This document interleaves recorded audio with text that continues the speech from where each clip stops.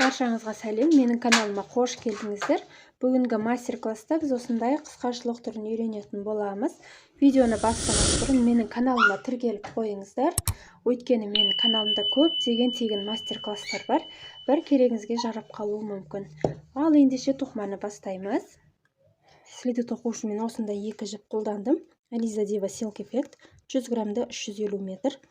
Және Ализа Дива Батик деген жіп 100 грамда 350 метр. Бұл жіптің орнына бір түстес жіп алсаңыздар да болады. Және менде крючогым номері 2,5. Тоқуды біз слиденің бас жағынан бастаймыз. Слиденің басы тоқу жайында мастер-класс менің каналымда бар. Сол мастер-класс бойынша өзіңіздің өлшеміңізге сай тоқып алсаңыз болады. Ал мен 37-38 өлшемге тоқитын боламын. Бірінші қатарымызды бастаймыз. Осылай саусаққа жіпті айналдырып аламыз. Қысқа жіп үстінде, жұмыс жібіміз астында ұзын жібіміз. Крючокты қысқа жіптің астынан өткіземіз. Ұзын жіпті іліп аламыз. Жұмыс жібімізді осылай айналдырамыз. Бізде осындай сақина пайда болады. Жіпті іліп алып, осы жерден өткіземіз. Міне, біздің осындай сақинамыз болады. Осымен жұмыс жасаймыз. Енді 3 ауа ілмегі, әр қатарда 3 ауа ілмегі бір накидті столбикті алмастырады. 1, 2,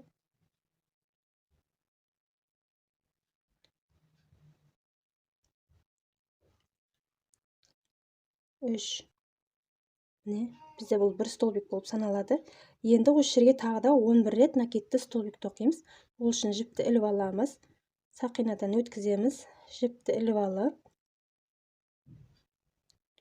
ілмектерді қосамыз. 2 ілмекті біріктіреміз. Міне осындай. Тағы да бір рет.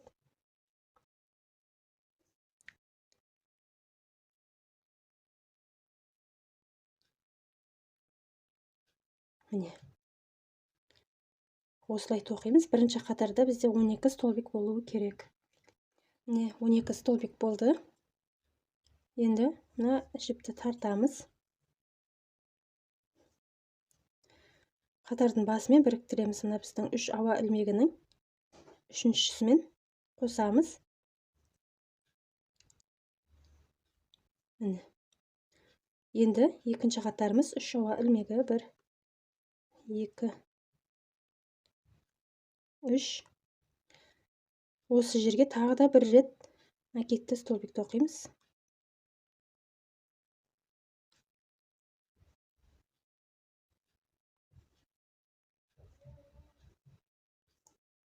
Келесі столбикке 2 рет накидті столбик тоқимыз.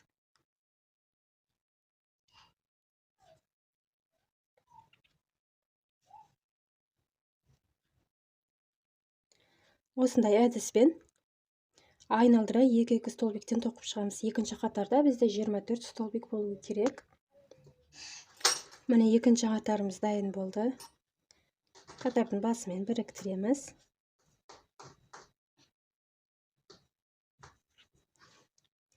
Тағы да 3 ауа ілмегі 1, 2, 3. Жіпті іліп аламыз. Міне біздің бірінші столбик. Мына екінші. Осыған 2 рет накидті столбик тоқимыз. 1 және екінші.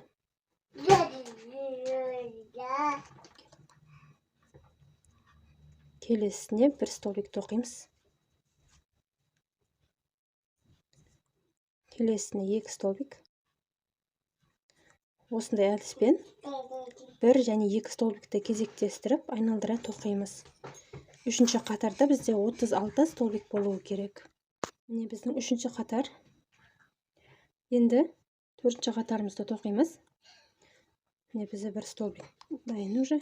Енді келесіне 1 рет накидті столбик тоқимыз. Келесіне 2 рет накидті столбик тоқимыз. Міне біріншісі және екіншісі. Келесіне 1 столбик. Одан кейін 1 столбик. Одан кейінгісіне 2 рет накидті столбик.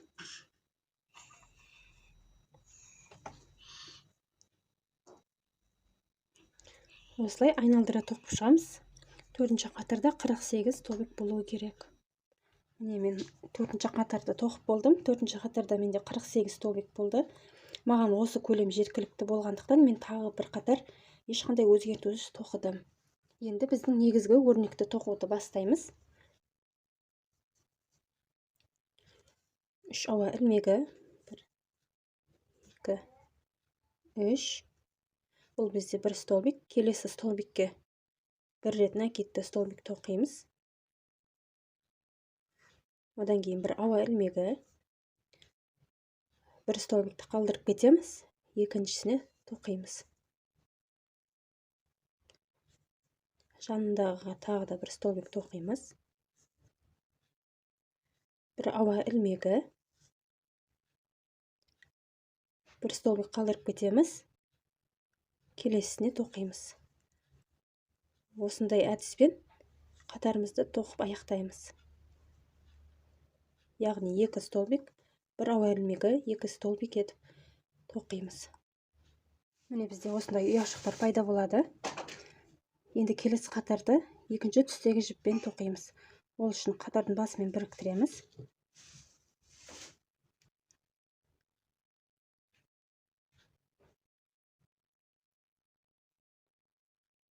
Осылай.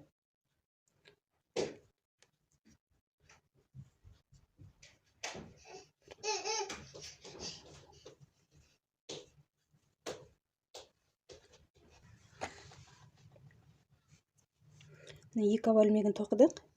Енді мынау ортадағы, жаңағы алдыңғы қатардан біздің тастап кеткен екі ортадағы столбикке тоқимыз. Жіпті іліп аламыз крючокқа. Барынша осылай биік қылып алу керек. Міне. Келесі осы жерге тағы да. Және тағы да. Міне. Енді келесісіне.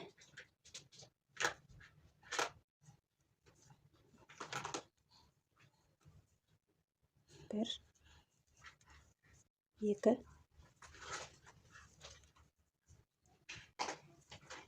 3. Міне осылай айналдыра тоқып шығамыз.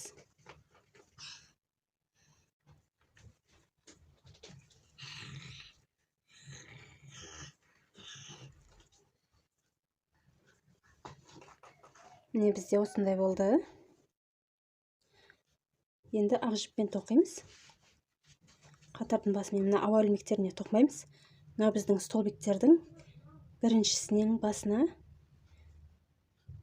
3 жерге бекітеміз. Ақ жібіміз.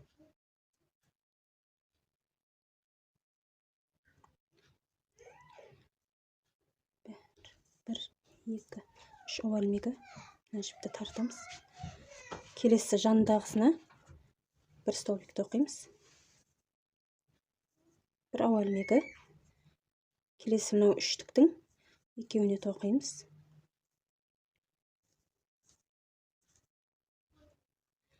Осындай әдіспен осы қатарды аяқтаймыз. Сосын келесі қатарға мына екінші түстегі жіппен тура осылай қайталаймыз. Міне екінші түспен тоқылатын қатарды аяқтап қалдым. Бұл жерде мына екі ақ столбикпен, ақ жіппен тоқылған столбиктердің ортасындағы мынау бос ілмекке тоқимыз. 1, 2,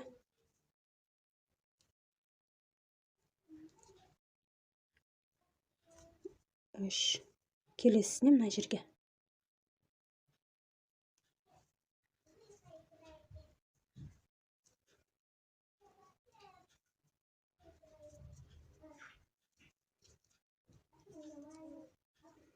Міне осындай болды.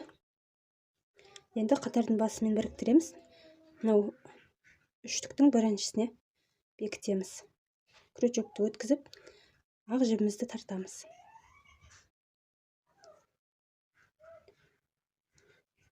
Енді қараңыздар.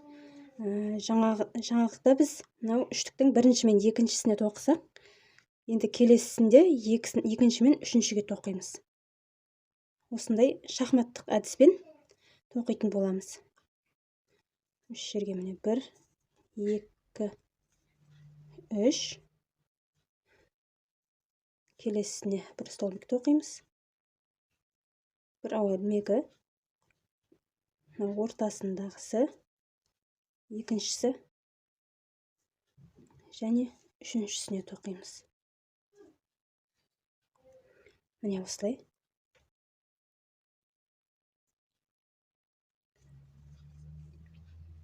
Келесісінде 1 мен 2-сіне тоқимыз ақ жіппен. Осылай негізгі өрнекпен өзімізге қажетті биіктікке дейін тоқитын боламыз. Міне менің қысқашылығымның алдыңғы бөлігі дайын болды. Менде 1, 2, 3, 4, 5, 6, 7, 8, 9, 10. 10 қатар болды. Мен 37-38 өлшем үшін осы биіктік маған жеткілікті. Енді мынау өкше бөлігін тоқимыз. Мына бөлігін ақ жіптен басталған. Ол үшін алдыңғы жағынан 1, 2, 3, 4, 5. Мына 5 ұяшығымызды үштікті мынау 3-3-тен тоқылған столбиктердің 5-еуін қалдырамыз да 6-шысынан бастап белгілеп аламыз. Осы мына жерден басынан мына жерге дейін айналдырып тоқимыз. Мен бұлай бұрып алып тоқимын, өйткені мына тігіс табанында қалдыру үшін.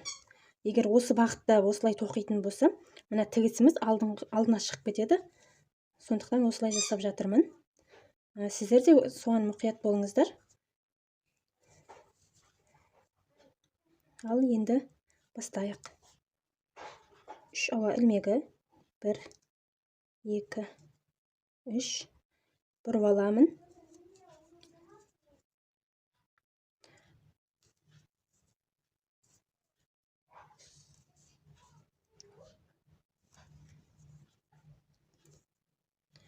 Осылай айналдыра тоқып шығамыз. Ақ жіппен тоқимыз осы жерге дейін. Сосын артынан мына екінші түстегі жібімізбен тоқимыз. Міне мен табанындағы екінші қатардамын.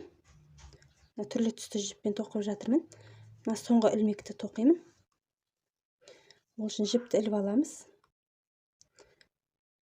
Ақ столбиктен өткіземіз. Жіпті тартып екеуін қосамыз. Енді ақ жіпті аламыз.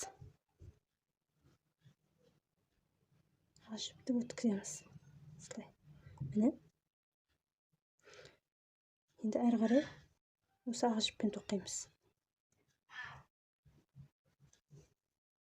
Қысқашылығымыз дайын болып қалды. Табан жағын тоқып бітірдім. Табанның өкшенің формасын келтіру жайында мастер-классы менің каналымда бар видеосы. Сілтемесін қалдыратын боламын. Сол бойынша тоқып алсаңыздар болады. Енді жиегін тоқимыз.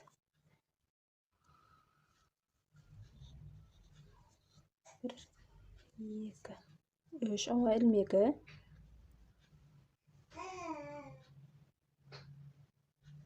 3 ауа ілмегін тоқыдым. Енді мынау біздің столбиктердің жиегіне, осындай жиектеріне тоқимыз. Бір столбик. Осы жерге тағы да бір столбик тоқимыз. Міне. Енді мынау келесі столбиктің бойына 2 столбик. Осылай әр столбиктің бүйірінен 2-2 столбиктен тоқып шығамыз. Алдыңғы жағында әрбір столбикке бір столбиктен тоқимыз. Міне достар, бізде осындай қысқашылық пайда болды. Өте әдемі, жеңіл, жайлы, аяққа кигенде әдемі тұрады. Кез келген өлшемде тоқуға болады. Сіздер де тоқып көріңіздер. Егер мастер-класс ұнаса, лайк басып, подписаться кнопкасын басып қойыңыздар. Және де комментарий қалдыра отырыңыздар. Келесі видеода кездескенше сау болыңыздар.